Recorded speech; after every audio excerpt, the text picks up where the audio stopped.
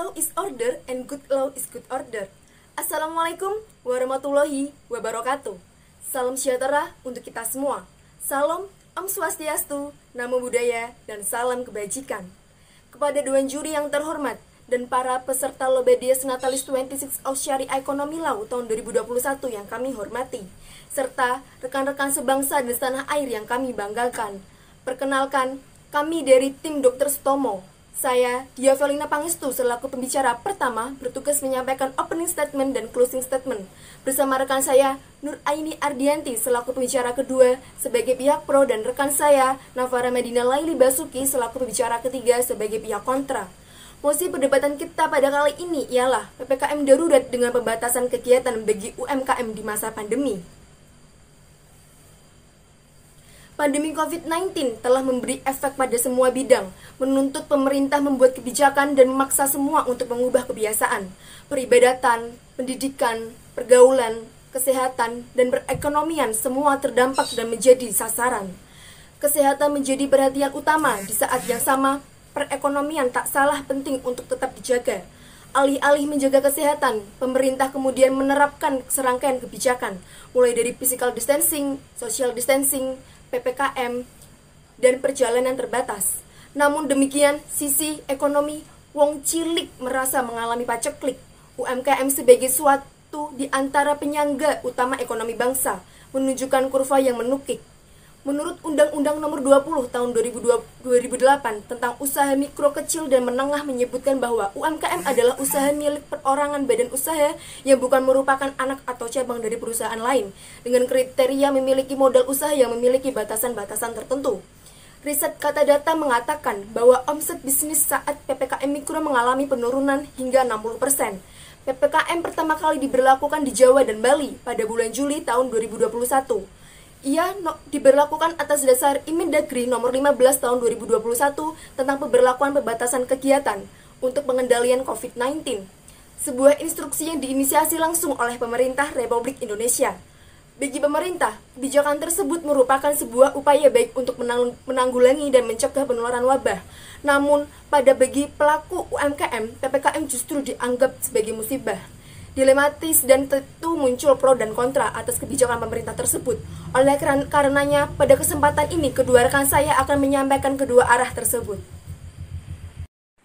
A law without reason is a criminal. Dewan Juri yang terhormat, saya sebagai tim pro mendeklarasikan diri berdiri pada mosi kali ini. PPKM atau pemberlakuan pembatasan kegiatan masyarakat diberlakukan di daerah Jawa dan Bali pertanggal 3 Juli 2021. Ini didasarkan pada terbitnya Inmendagri nomor 15 tahun 2021 tentang pemberlakuan pembatasan kegiatan untuk pengendalian penyebaran COVID-19. Melihat instruksi menteri tersebut, pemerintah Kota Semarang, salah satu di antara banyak daerah lain, mengeluarkan peraturan Wali Kota nomor 41 tahun 2021 tentang PPKM di Kota Semarang. Frekdis Julius menyatakan bahwa salah satu karakteristik negara hukum yaitu ketika pemerintah membentuk suatu produk hukum atau regulasi, maka harus menggunakan metode yang benar. Dasar hukum pemberlakuan PPKM di Provinsi Jawa Tengah sendiri yaitu adalah SE Gubernur Jawa Tengah nomor 443.5/000429. Kaidah hukum menyebutkan lex superiori delegat lex inferiori, bahwa suatu peraturan perundang-undangan yang lebih rendah tidak boleh bertentangan dengan peraturan perundang-undangan yang lebih tinggi. PPKM mempunyai karakteristik yang serupa dengan PSBB yang diatur dalam UU nomor 6 2018 tentang kekarantinaan kesehatan dan PP nomor 21 tahun 2020 tentang PSBB. Dengan demikian, secara material, sejumlah aturan pemberlakuan PPKM tidak bertentangan dengan undang-undang yang lebih tinggi. Dewan Juri yang terhormat, urgensi PPKM ini dilakukan karena melihat kurva kasus positif yang terus melonjak akibat varian virus baru. Dilansir dari Jateng Tribun News, di Kota Semarang sendiri terkonfirmasi mencapai 57.456 kasus per tanggal 3 Juli. Bansal rumah sakit penuh dengan pasien yang terbaring. Tabung oksigen mendadak sulit didapatkan, seolah-olah menjadi barang langka. Kepala Dinkes Kota Semarang menyebutkan bahwa lonjakan kasus tersebut dinilai karena mulai aktivitasnya kegiatan usaha di Kota Semarang. PPKM ini berpengaruh tinggi terhadap pelaku UMKM yang memiliki peran sangat penting dalam sektor ekonomi. Oleh sebab itu, pemerintah tetap memberikan perhatian utama pada sektor ini. Dibuktikan dengan bantuan dan stimulus yang diberikan kepada pelaku UMKM. Pemerintah Indonesia telah melontarkan anggaran sebesar 70,1 triliun rupiah untuk intensif perpajakan dan stimulus kredit usaha rakyat. Kemenko UKM telah merancang 3 strategi, yaitu kelonggaran pembayaran pinjaman, keringanan pajak UMKM selama 6 bulan, dan transfer tunai untuk bisnis skala mikro UMKM. Dewan Juri yang terhormat, menghadapi era industri 4.0, pemerintah menggenjot pelaku UMKM untuk memanfaatkan platform online sebagai media pemasaran produk. Digitalisasi ini mutlak perlu dilakukan karena melihat perubahan minat konsumen dari transaksi konvensional menjadi digital. Kemajuan teknologi dengan dukungan infrastruktur dan kemudahan regulasi akan mendorong pertumbuhan usaha berbasis digital secara masif. Kementerian Koperasi dan Usaha Kecil Menengah melansir sebanyak 3,79 juta UMKM sudah mendaftarkan platform online dalam memasarkan produknya. E-commerce diyakini menjadi industri online yang berkembang pesat di Indonesia. Pemerintah menganjurkan untuk menghubungkan UMKM dengan platform digital seperti Tokopedia, Shopee, Blibli, dan lain-lain. Berdasarkan survei kata data Insight Center, sebanyak 57% UMKM mengatakan Shopee sebagai platform yang mendatangkan omset terbesar, kemudian disusul oleh Tokped 28%, Lazada 6%, Bukalapak 3%, Blibli 2%, dan 3% dari marketplace lain. Riset tersebut menyebutkan bahwa pandemi 19 adalah alasan kuat beralihnya usaha konvensional menjadi usaha digital. Dari sisi keamanan, riset ini menyimpulkan marketplace dinilai aman untuk bertransaksi dan mudah digunakan. Para pelaku UMKM merasa aman dalam melakukan aktivitasnya melalui platform online. Sekali lagi saya tegaskan, Dewan Juri yang terhormat, bahwa urgensi PPKM ini bukanlah tanpa alasan, melainkan untuk menyelamatkan jutaan nyawa rakyat Indonesia dari virus yang tak kunjung hilang ini. Bad laws are not forever, and if we work together, we can change them. Begitulah kata Marcus Tullius. Dewan Juri yang terhormat, regulasi hanya sebatas regulasi. Kebijakan selamanya hanya akan menjadi kebijakan semata jika kita sebagai warga negara tidak memberikan dukungan terhadap regulasi yang ada dengan cara melaksanakannya dengan baik dan bijak. Sudah sepantasnya kita sebagai warga negara bekerja sama dengan pemerintah agar bisa melewati masa krisis ini.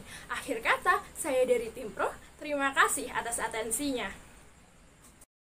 Peraturan harus ditegakkan, tapi pakem lama haram dilanggengkan. Dewan Juri yang terhormat, saya akan menjelaskan sebagai pihak kontra pada perdebatan mosi kali ini. Akhir Juni 2021, Indonesia kembali mengalami lonjakan kasus COVID-19. Dengan keadaan mendesak, pemerintah mengeluarkan regulasi baru dengan istilah PPKM darurat yang dilandaskan pada Inmendagri nomor 15 tahun 2021.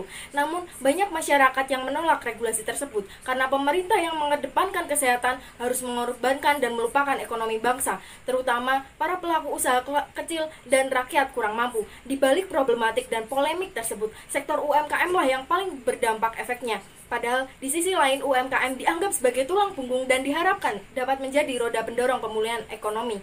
Sepanjang COVID-19, berdasarkan data Akumindo, terdapat sekitar 30 juta UMKM yang gulung tikar, dari 64,7 juta UMKM di tahun 2019 menjadi 34 juta di tahun 2020. Akibatnya, terdapat sekitar 7 juta pekerja informal UMKM kehilangan mata pencaharian mereka. Menurut data Bank Indonesia, 87,5% UMKM terimbas akibat COVID-19. Dari jumlah itu, 93,2%-nya terdampak negatif dari sisi penjualan. Padahal, menurut Kementerian Koordinator Bidang Perekonomian, pada tahun 2019, UMKM berkontribusi 60% atau senilai 8.573 triliun bagi PDB negara. UMKM juga berkontribusi menyerap 97% dari total tenaga kerja, serta menghimpun sampai 60,4% dari total investasi. Ini menandakan bahwa UMKM berpengaruh dalam perekonomian Indonesia dan menjadi sektor yang harus diprioritaskan oleh pemerintah Indonesia. Dewan Juri yang terhormat, dilansir dari bbc.com, menurut Ketua Umum Asosiasi UMKM Indonesia, Ihsan Ingratubun, PPKM darurat akan kembali menghancur leburkan UMKM yang kini tengah berjuang, bangkit, dan bertahan. Setidaknya terdapat 6 alasan penting mengapa UMKM menjadi pihak yang sangat berdampak dari kebijakan PPKM darurat.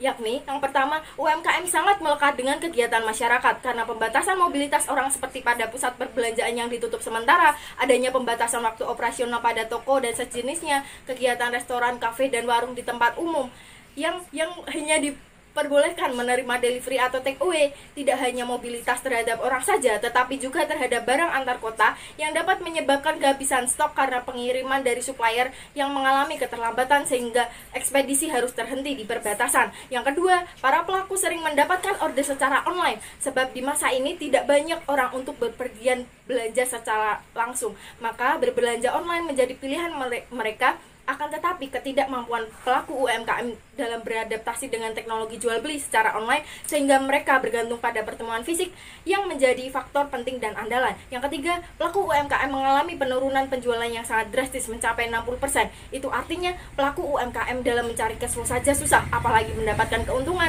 Dengan otomatis tidak adanya pemasukan tetapi pengeluaran tetap berlanjut. Yang keempat, sekuat-kuatnya UMKM bertahan tetap saja akan terimbas secara langsung. Salah satunya mengenai sisi finansial mereka. Minimnya modal membuat mereka harus berusaha agar dapat bertahan atau ganti produk untuk lebih mengejut penjualan dan permintaan pasar, atau secara terpaksa harus menutup kios dagangan mereka karena tidak memiliki modal untuk usaha tetap berjalan. Berdasarkan riset yang telah saya lakukan pada pelaku usaha kecil menemukan fakta dengan kebijakan PPKM ini, para pengurus usaha setempat menerapkan sistem ganjil genap untuk mengurangi kerumunan kepada pedagang, yang mana pedagang bernomor ganjil berjualan di hari tersebut, sedangkan pedagang yang bernomor genap tidak dapat berjualan. Pengurus menerapkan hal tersebut secara bergantian dari hari ke hari. Belum lagi jika barang yang mereka jual tidak laku, maka hal ini sangat berpengaruh terhadap penghasilan yang mereka peroleh. Yang kelima, potensi keterlambatan dalam penyaluran bantuan sosial dan belum tepatnya sasaran penerima karena dengan pembatasan mempersulit proses pendataan calon penerima dan proses pencairan dana. Yang terakhir,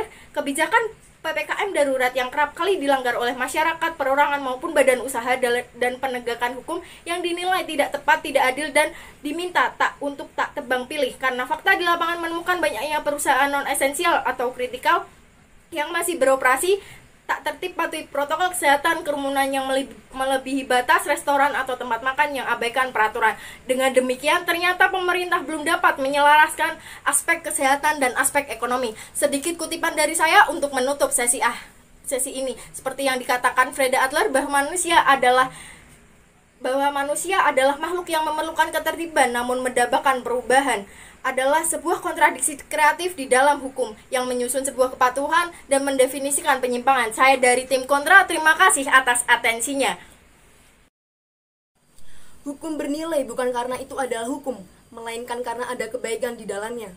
Dewan juri yang terhormat, konklusi dari pro dan kontra di atas dapat saya sampaikan sebagai berikut. 3 hal penting dari pihak pro.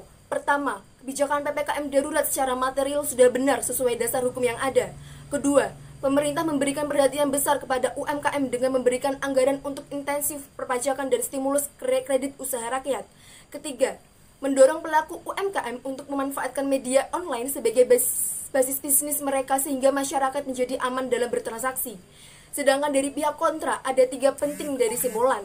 Yang pertama, kebijakan PPKM darurat mengalami adanya pembatasan mobilitas dan orang dan barang. Yang kedua, banyak pelaku UMKM tidak mampu beradaptasi dengan wadah yang diberikan oleh pemerintah. Dan ketiga, penyaluran dana bansos yang masih kurang tepat sasaran. Karena hal inilah kebijakan PPKM darurat kurang diterima oleh masyarakat. Adapun saran rekomendasi yang diperoleh terhadap mosi ini. Pertama, pemerintah bersama tokoh masyarakat memberikan pemahaman kepada masyarakat sehingga mereka sadar arti penting dan tujuan PPKM. Yang kedua, pemerintah melakukan transparansi dana anggaran pengeluaran bantuan kepada masyarakat. Yang ketiga, pemerintah bersama swasta secara masif membekali keterampilan kepada para pelaku UMKM tentang bisnis berbasis digital.